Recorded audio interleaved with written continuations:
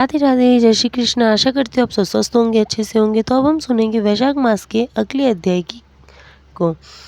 शुद्धदेव जी ने कहा कि हे राजेंद्र, वैशाख महीने के शुक्ल पक्ष की पूर्णिमा तक अंत की 3 तिथियां पुण्य तथा कल्याण देने वाली है। सब पापों का क्षय करने वाली ये अंत की तिथियां पुष्करणी कहलाती हैं। वैशाख महीने में जो महीना भर स्नान करने के योग्य न हो, वह इन 3 तिथियों में स्नान करके पूर्ण फल प्राप्त करता है। सब देवता लोग त्रयोदशी के दिन गरज कर इसको पवित्र करते हैं। चतुर्दशी के दिन यज्ञ करके देवता लोग इसको पवित्र करते हैं तथा पूर्णिमा के दिन सब पर्व और तीर्थ विष्णु भगवान के साथ रहते हैं। हे ब्रह्म हत्या करने वाले, शराब पीने वाले सभी को पवित्र करती हैं। प्राचीन समय में वैशाख की एकादशी के शुभ अमृत उत्पन्न किया।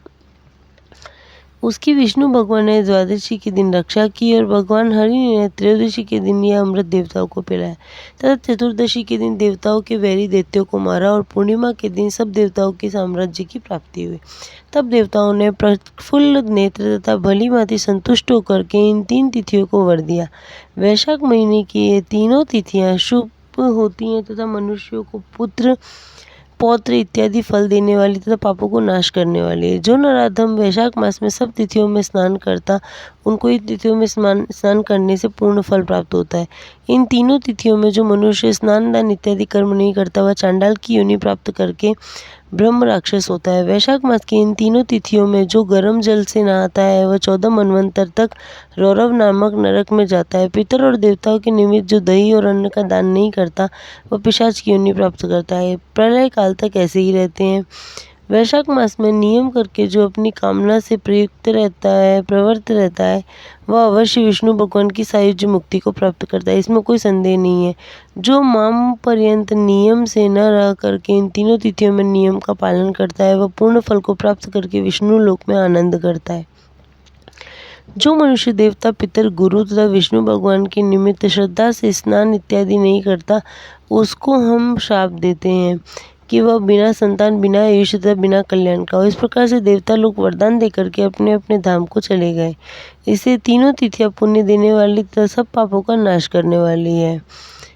अंत की पुष्करणी नाम की तिथियां पुत्र पौत्र की वृद्धि करने वाली है। जो सुवासिनी की स्त्री पूर्णिमा के दिन मालपुआ और खीर ब्राह्मण को एक बार देती, वह यशस्वी पुत्र प्राप्त करती है। जो गृहस्थ इन तीनों दिन कुटुंब को भोजन कराता है, वह दिन दिन अश्वमेघ का फल प्राप्त करता है, इसमें कोई संदेह नहीं है। इन तीनों तिथि को विष्णु भगवान के 100 नामों का पाठ करता है, उस पुण्य का फल स्वर्ग या संसार में कोई नहीं कह सकता। पूर्णिमा के दिन मधुसूदन भगवान के सहस्त्र नाम लेकर के दूध से स्नान कराने पर मनुष्य पाप रहित होकर के विष्णु लोक को प्राप्त होता है। जो मधुसूदन भगवान का संपूर्ण विभवों से पूजन करता है, युग और कल्पों के नाश हो जाने पर भी उसके लोक का क्षय नहीं होता। उसकी वैशाख पूर्णिमा बिना स्नान किए और बिना दान किए बीतती है। वह ब्रह्म हत्या करने वाला, गुरुघाती, पितृघाती होता है। वैशाख महीने में प्रतिदिन श्रीमद् भागवत के आधे या चौथाई श्लोक का पाठ करने से मनुष्य ब्रह्मत्व को प्राप्त होता है। जो कोई इन तीनों दिन तक श्रीमद् भागवत सुनता है, उसको पाप नहीं लगता, जैसे कमल के पत्ते पर जल।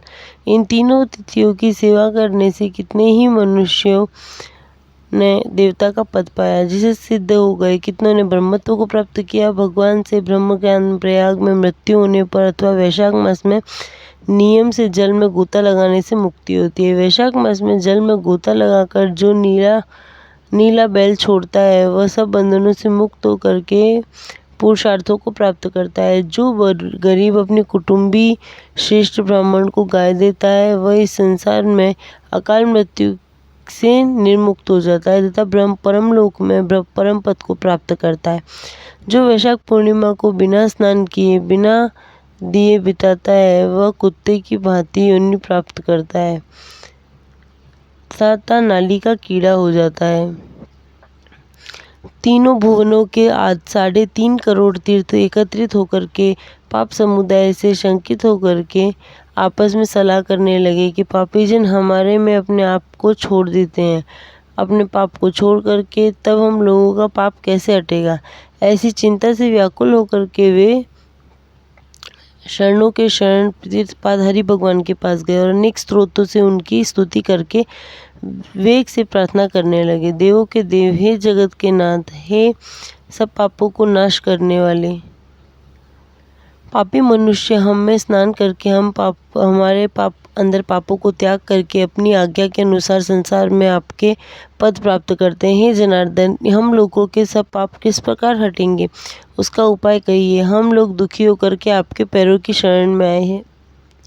तीर्थों से बुद्ध भावन भगवान इस प्रकार प्रार्थना किए जाने पर हंसकर मेघ के समान गंभीर वाणी में तीर्थों से बोले कि श्री भगवान ने मेष संक्रांति में वैशाख मास के शुक्ल पक्ष की अंतिम 3 तिथियों में सब तीर्थमय पुण्य मेरे प्राण प्यारे दिनों में सूर्योदय के पूर्व तुम लोग स्नान करके बाहर आओ। शीघ्र ही तुम पाप रहित पुण्यमय होकर के निर्मल हो जाओगे तथा 3 दिनों में पाप रहित तुम में जो स्नान नहीं करते उनको तुम लोगों के छोड़े हुए पाप रहते हैं।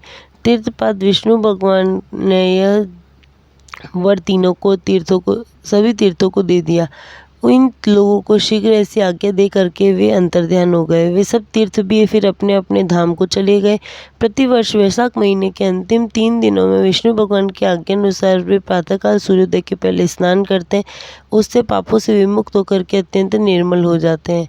जो लोग वैशाख महीने के अंतिम 3 दिनों में स्नान नहीं करते वे सब मनुष्यों के पापों के आश्रय हो जाते हैं। न स्नान करने वालों को तीर्थ लोग ऐसा शाप देते हैं, जो इन 3 दिनों स्नान नहीं करता उसके समान कोई पापी नहीं है। सब शास्त्रों में विचार करने से ऐसा पापी न देख पड़ता, न सुना न देखा। इसलिए इन 3 दिनों स्नान दान पूजा इत्यादि करनी चाहिए, नहीं तो मनुष्य 14 मनवंतर तक नरक में जाता है। महीपति शुद्ध कीर्ति ने इस प्रकार से वर्णन किया। वैशाख माहात्म्य के विषय में पूछने पर जैसा देखा जैसा सुना वैशाख मास का माहात्म्य लेश मात्र उन्होंने वर्णन किया। संपूर्ण वर्णन भी 100 वर्ष में ब्रह्मा जी भी नहीं कर सकते। प्राचीन काल में कैलाश पर्वत के शिखर पर पार्वती जी को महादेव जी ने स्वयं वैशाख मास का महत्व पूछने वाली से 100 वर्ष तक कहा, तब भी नहीं समाप्त हुआ। इसलिए अशक्त होकर के वे रुक गए। इस उत्तम महात्म्य का पूरा वर्णन जगत के स्वामी अनामय भगवान विष्णु के अतिरिक्त कौन कर सकता है। प्राचीन समय में पाप नाश करने वाले इस महात्म्य का खंड खंड मनुष्य के हित के लिए सब ऋषियों ने व्याख्यान किया। हे महीपति, अंत तक किसी ने वर्णन नहीं किया। तुम वैशाख मास में स्नान दान इत्यादि कर सब क्रियाओं को करो, इससे निसंदेह तुम मुक्ति और भक्ति को पाओगे। इस प्रकार उसको समझा करके मिथिलाधीश राजा जनक को समझाकर शुद्धदेव जी उसकी आज्ञा से जानने की इच्छा करने लगे। तब वह राजर्षि प्रसन्न होकर के आंखों में आंसू भर करके अपनी वृद्धि के लिए सुंदर उत्सव कराने लगे। गांव की प्रदक्षिणा करके उन्होंने पालकी में बिठाया। चतुरंग सेना के सहित वह भी उसके पीछे दौड़ लग गया। फिर अंतपुर में ले जाकर के सब प्रकार के विभवों से वस्त्र अलंकार, गाय, पृथ्वी तथा सोने से पूजन करके नमस्कार करके प्रदक्षिणा करके हाथ जोड़ करके सामने खड़ा हो गया। तब बड़े तेजस्वी और यशस्वी शुद्धदेव जी ऋषि भी संतुष्ट होकर के प्रसन्नता पूर्वक अपने धाम को चले गए। नारद जी ने कहा कि हे अम्बरीश, मैंने तुमसे उत्तम व्याख्यान कहा है, इसके सुनते ही सब पाप नष्ट हो जाते हैं। यह सब संपत्ति को देने वाला है, इससे युक्ति भक्ति मुक्ति मोक्ष प्राप्त होता है। ऐसा उसको वचन दे करके वे महायशस्वी अम्बरीश ने प्रसन्नचित्त होकर के बाहरी व्यापारों को छोड़कर दंड के समान पृथ्वी पर गिरकर उनको सिर से नमस्कार किया और सब विभुओं से उनकी पूजा की। पूजा करने के बाद उनकी आज्ञा पा करके भगवान नारद मुनि तब बुद्धिमान दूसरे लोगों को चले गए, क्योंकि शाप के कारण उनके एक स्थान में स्थिति न रहती। राजर्षि अम्बरीश नारद के कहे हुए इन शुभ धर्मों को निर्गुण पर ब्रह्म में लीन हो गए। और फिर शुद्धदेव जी ने कहा कि इस पापनाशी पुण्य बढ़ाने वाले उपाख्यान को जो भी सुनता है पढ़ता है वह परम गति को प्राप्त होता है। हे मानद, लिखी हुई यह पुस्तक जिसके घर में रहती है उसके हाथ में मुक्ति रहती है। सुन्नी इत्यादि का तो कहना ही क्या। वैशाख मास का ये अध्याय यहीं पर समाप्त।